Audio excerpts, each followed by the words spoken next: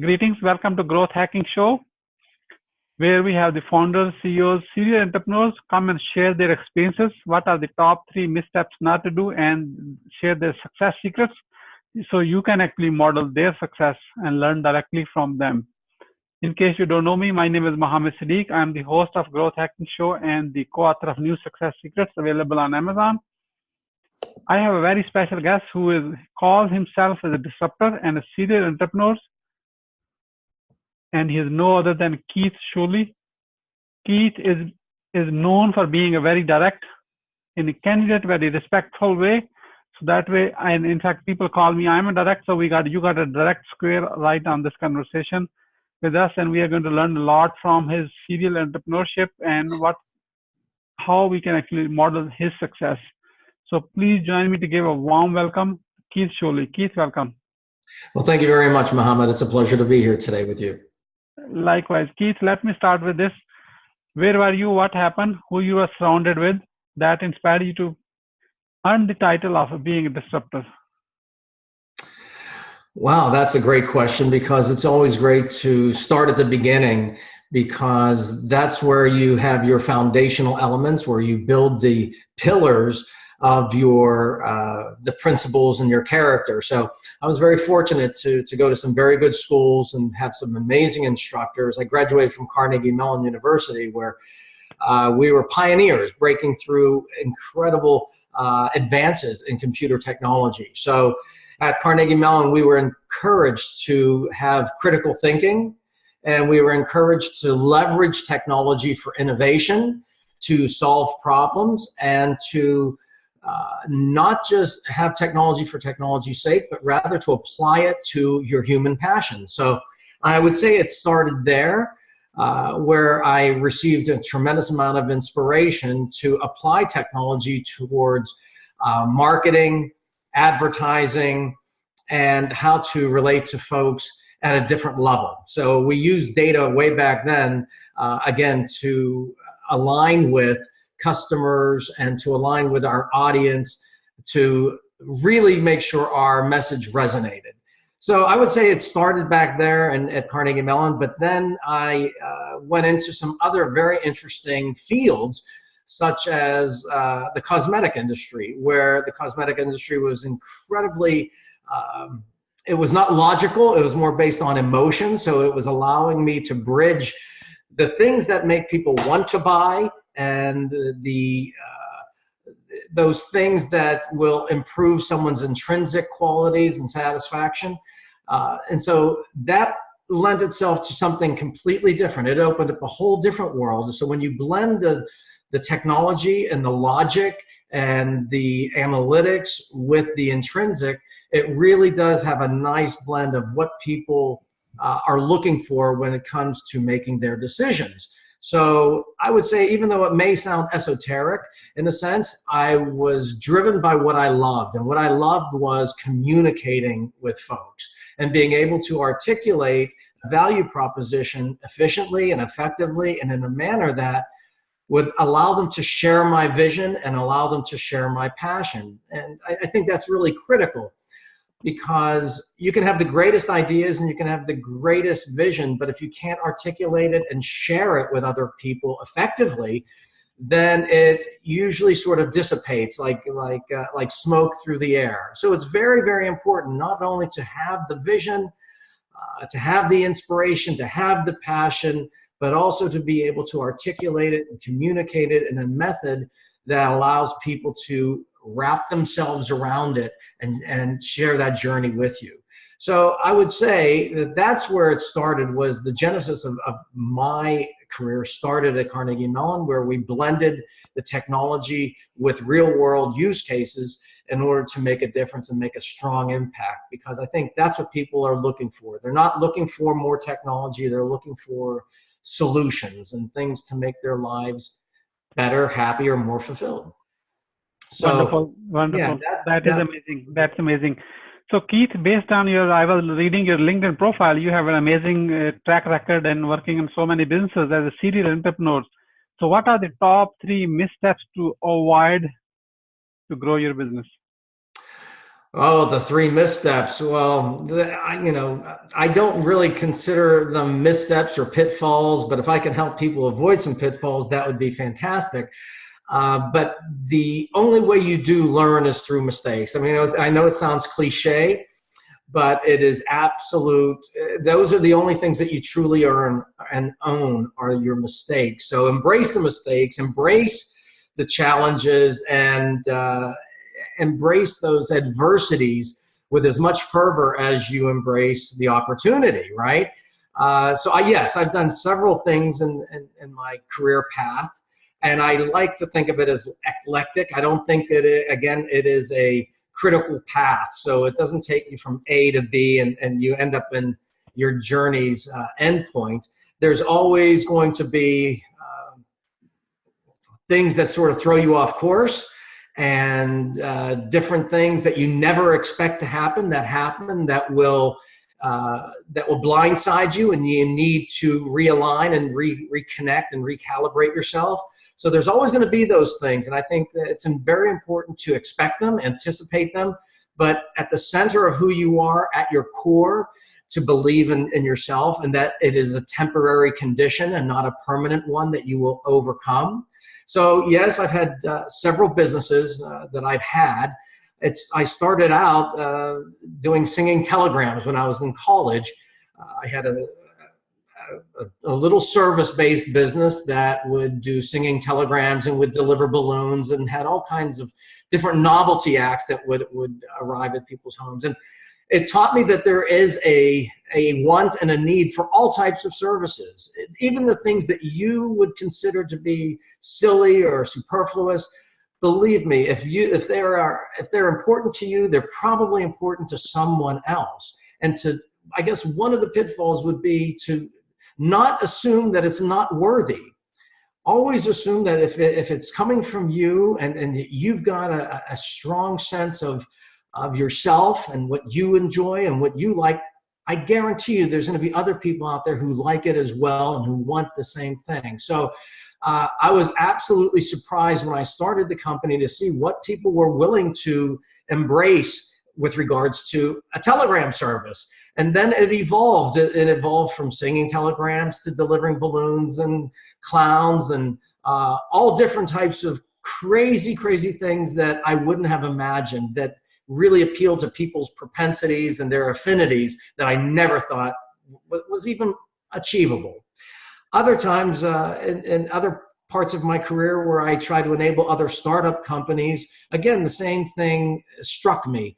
And that is that, you have to go after a market and you have to be sort of focused on that market, but at the same time be agile to pivot and to go after other markets. I've helped a lot of startup companies that were very, very focused on one particular channel, one particular market, and had blinders on, and they really didn't see that there were other applications for that same technology, and that could be ways of branching out a little bit more effectively. I think it's a balancing act that you have to walk. One is finding an area where you can become well-known and established in a market and let that reputation carry you on. And the other point is to sort of be agile and be able to look at other opportunities at the same time. So while I was helping quite a lot of startups, the idea was to strike that balancing act, become known in one market, in one area of expertise, and then to grow and evolve. So that's something I would caution folks to look at whenever they're building their business plan or whenever they are creating a go-to-market strategy that they are going to put forward in front of an investor or a partner, is to really make sure that you have vetted out all the options that you may possibly have, and then build a sort of a sequence map as to how that would play out. It gives you not only the short term, but it gives you the long-term vision. It's almost as if you were playing a sports game, let's just say football, where you want to get downfield, you want to win the game, but it's done by a series of plays. It's not a Hail Mary pass every single time. So you invent a series of plays, a playbook that will take you downfield, and you run all those different scenarios to see where it would take you. So do your homework, look at all the other possibilities, play out the scenarios, and be open to those types of changes would be another one. And I think the last one would come down to financing. I think it's very important that you have enough gas in the tank to get you where you need to go. I think we've all had experience in the past where we've seen all these fly-by-night companies that come along, get well-funded, and burn through it very, very quickly. It's important to recognize that you can start up a company as soon as you have an idea, as soon as you have the inspiration, start writing it down and start taking action against it. Now, once you have something that is demonstrative and effectively demonstrative, then you can start securing funding. People will only get you funding when they see something that is tangible, that is, let's just say, 40% mature, so that they can see that there is a goal line where they are shooting for. It is not necessarily a wise move to just come to folks with a conceptual.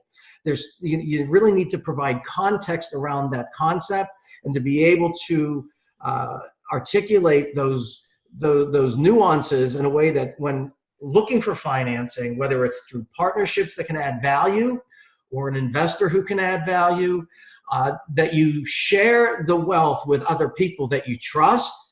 That's really critical. And someone that can not only add money, because you can get that at a bank, but rather someone who can add strategic value, whether it's getting your product to market or whether it is giving you strong business advice on how to grow your business. So if you're going to share the wealth with somebody, if you're going to partner with somebody for the financial piece of that that they need to be strategic in nature and help you get to the short-term and long-term goals that you're trying to reach.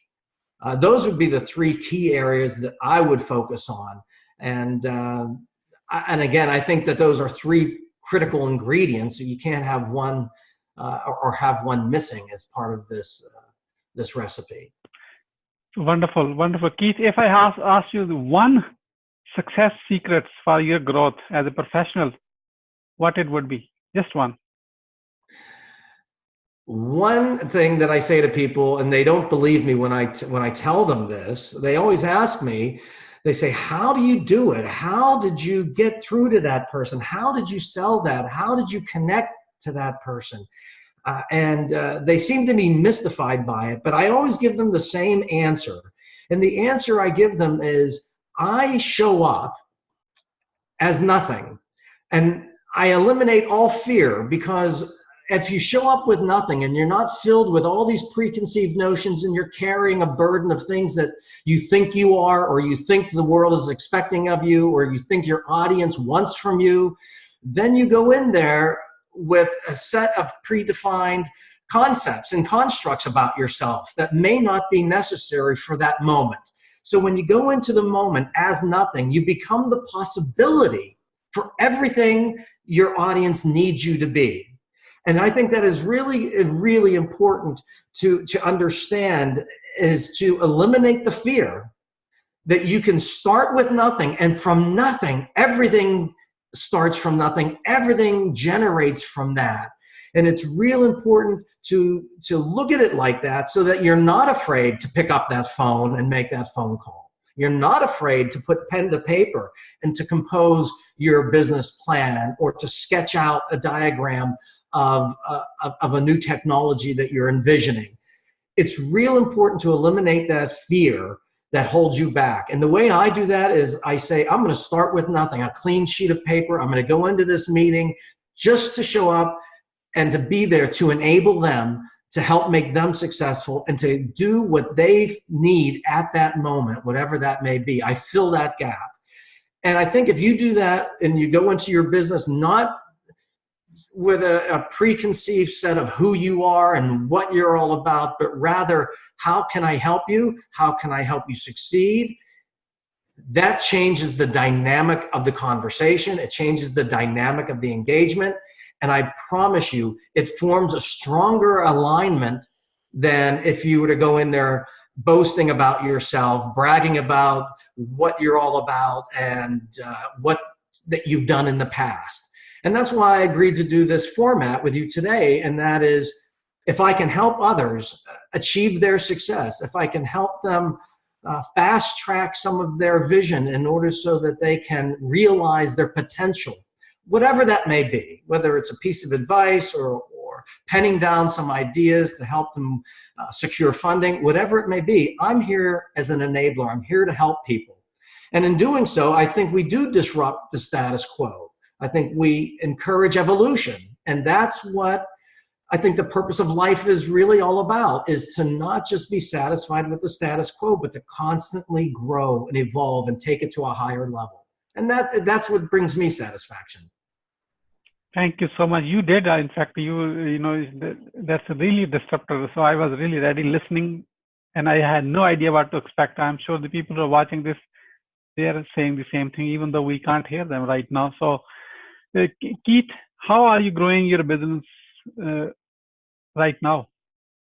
Well, that's another great question, because again, everything changes. We're living in such a very dynamic world. Today, I'm helping advance a lot of machine learning, artificial intelligence initiatives, so that companies can become more data-driven rather than simply relying on their gut instincts or the way they've done it in the past. If you look at all the companies that are coming out of Silicon Valley, if there's one common thread that's running throughout that tapestry, it is the leveraging of advanced analytics, AI, if you will, in order to automate procedures and to automate decision-making.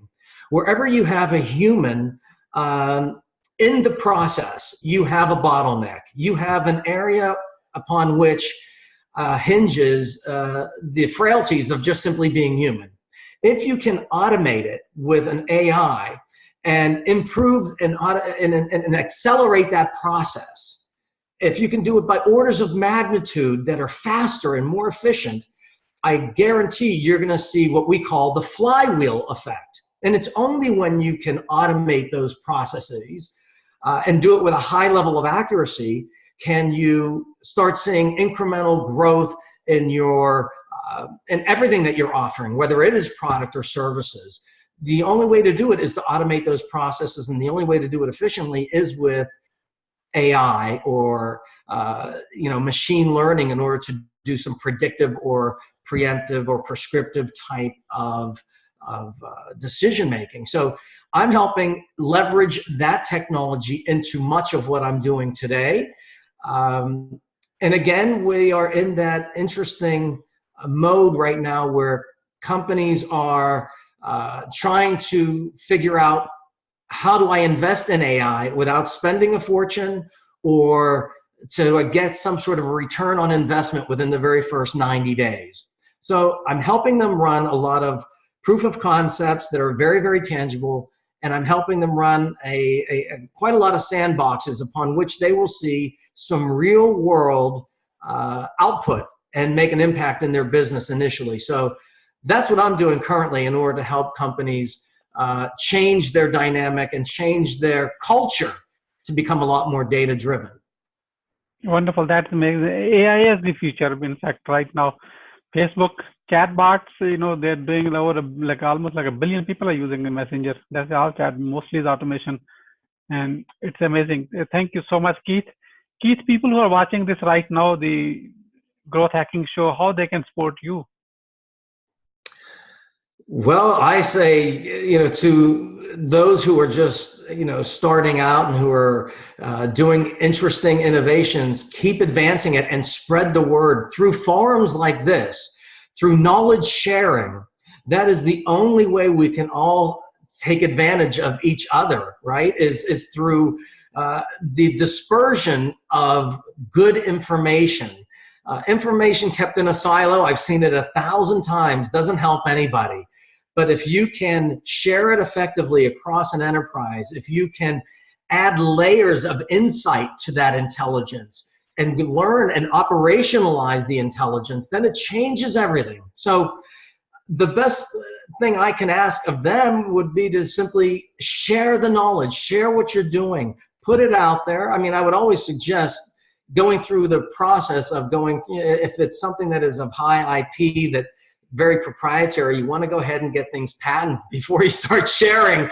But it really makes a difference when you share with the right people that can add value. So if I run into areas where I need some new innovators and I know what they're all doing, I'll be the first person to reach out to your group and to ask for some help.